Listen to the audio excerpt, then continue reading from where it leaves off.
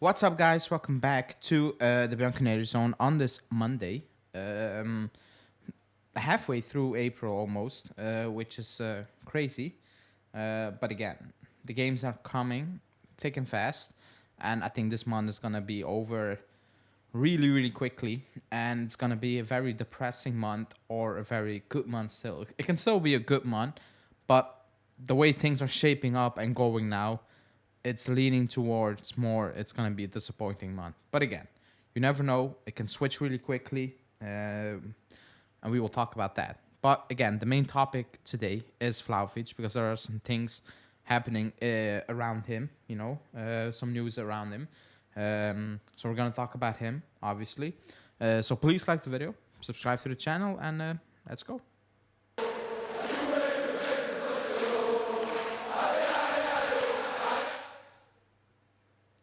Okay, so you might say again Vlahovic, but yeah, again, like he is the quote unquote center of the project. We paid a lot of money for him, so we need to talk about him when it's not going well, and it's not going well. I think we all know that. Post game, he apparently deleted or put a timeout on his Instagram account. I don't know if that's the case. Actually, if he did or didn't do, I don't really care about that.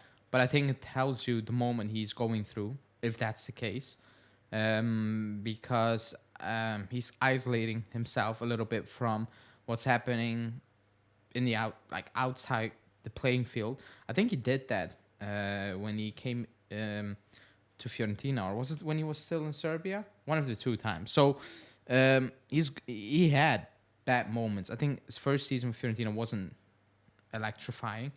It might be that season he did it, but it's not going well. It's affecting him. You can see it. His facial expressions are not happy, positive, whatever, excited, and all those things. You can see it. He was injured against Lazio. You can see that, and he still went on to play. Why are people asking? Because apparently he's not going to make the Sporting game. He's not going to make it, apparently. You saw when he was subbed off, there was some ice on his ankle, or was it his knee? I think it was his ankle. But you can see him. I don't know which player got him. It was early in the first half, I guess. And he started limping, but he didn't ask to come off. People were saying, why didn't he ask to come off? I think that's obvious. He wants to do well. He wants to score. He wants to turn this around. But obviously, playing injured is not the way to go. Like, if you're in that bad moment, playing at 50% or 70% is not going to help anyway. So, apparently, he's out for Sporting. So now you might see if he's really the issue and if Milik and Keane are going to, fire on all cylinders and get us the win against Sporting. Now we can clearly see. But I think it's very short-sighted to say it looks better with Milik and Keane. No, we look good with Vlahovic. We have looked poor with Vlahovic.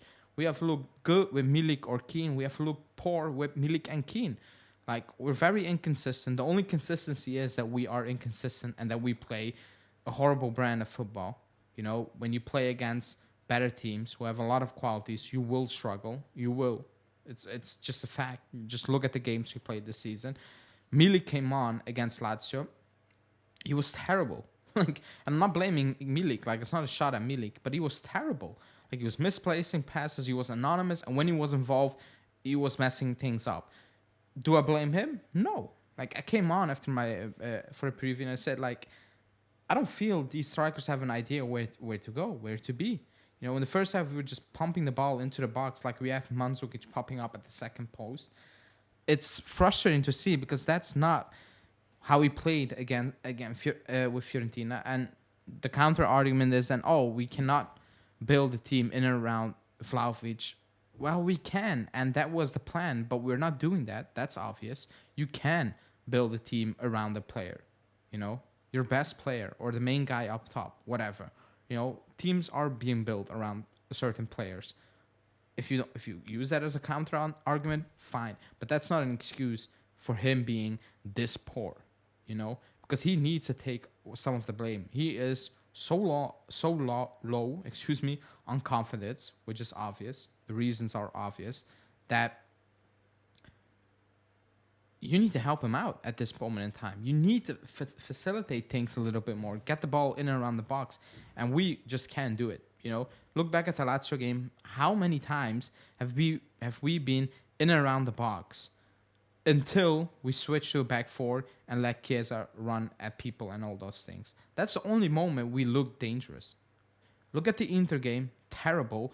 Cross. Bad defending from Inter. Vlahovic.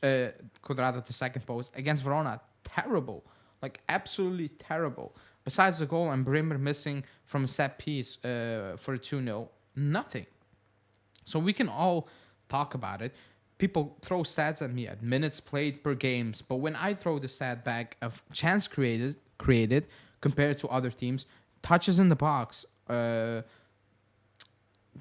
in the box that are actually viable, or you can see as chances, they don't want to hear it. Then stats are bad. But when stats are good to use it against them, it's all happy days.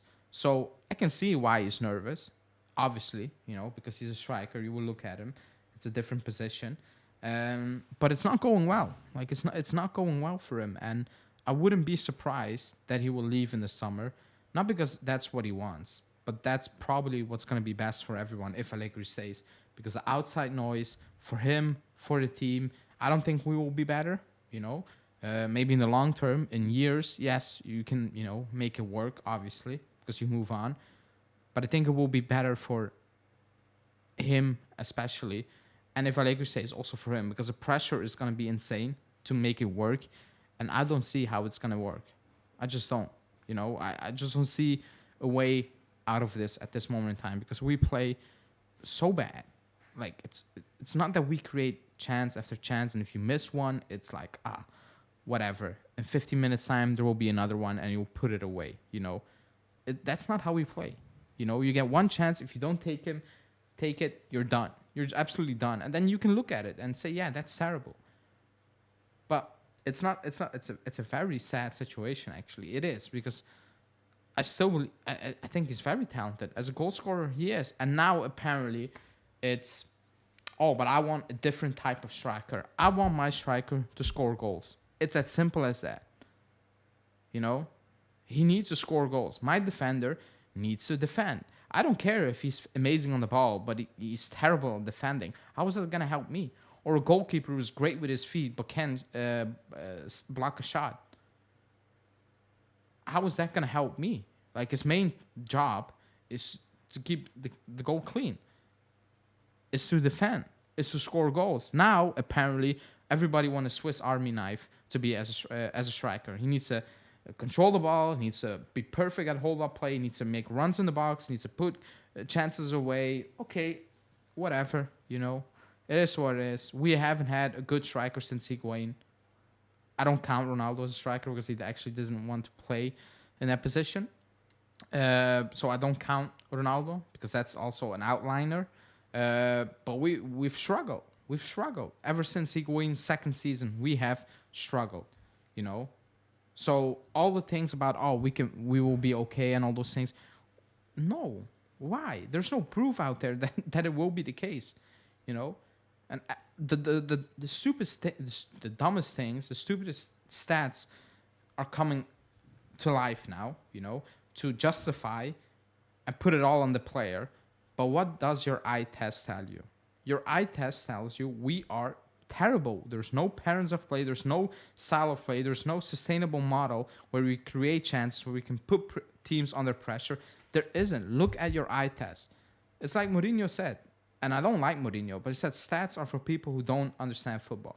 I'm not going to say here and I understand the game into the details, but every person, even a blind person, can see we don't have a style of play. We are terrible. We make players look terrible in the attacking phase. It's not normal because we have quality players. We have. I've been told yesterday that Milan have a better squad than us. How? I've been told Allegri is overachieving. We're 20 points almost off top. How is that over? We got beat by Monza twice, beat by Maccabi, and I've been told we are overachieving. How? How is that overachieving? That's actually very disrespectful to the group of players and to Allegri. If you actually like Allegri, you're insulting him because that's not overachieving. He said we needed to compete for the title. We're 15 points off a title. How is that overachieving? Like, these things are coming out of fans' mouths now, and it's embarrassing because the standards have been lowered so much that this is acceptable. That this is now, oh, it's overachieving. It's not. Inter are shit. Milan are shit because they have a squad that's crap. Milan fans can tell you that squad is crap. What Pioli did last season was unbelievable. I still cannot believe it. They have a crap group of players. Ask every Milan fan. They don't rate their squad. It's terrible. That's why everybody was so in shock last year with Pioli, with what he has done. They don't have a better squad than us. The points tell you that. We have more points. So everything gets spun to put it into favor of Allegri. And again, I think it's move on. I still like Allegri as a person. Like, what he's done for the club is amazing, you know. But this is not working. Like, it's absolutely, like, we are not improving. We're going down. Like, we're getting worse every single season. I don't understand how people can see a positive out of it, but whatever. Still gonna watch the game. Still gonna hope we win. Sporting next. Don't have a good feeling about it. Why would I? You know, after Verona, Inter, and Lazio away from home to Sporting, they are better than Lazio. They play better football. They have a better team. Yeah, not a good feeling. Like, it's not a good moment for us. But let's see. Let's see what will happen on Thursday. We will preview that game for sure. So stay tuned for that. But again, if Vlahovic leaves, I'm not gonna. Yeah, I'll be sad because it cannot end like this. Like, it just can't. It's like the Delic thing. It shouldn't be ending like this with these type of players. It shouldn't. It's a bad rap for the club moving forward with talented players. It's not a good sign for the club. It isn't. It really, really is not. So that's a frustrating part. But again, let's see how that will end up. But at this moment in time, it feels like it's just going down, down, down, and there's no way up anymore for this situation. But again, let's see. Like the video, subscribe to the channel, hit that bell notification, join the live after this or rewatch the live. And we will be live again on Wednesday for the preview for the Sporting game. So stay tuned for that and have a good evening. Ciao.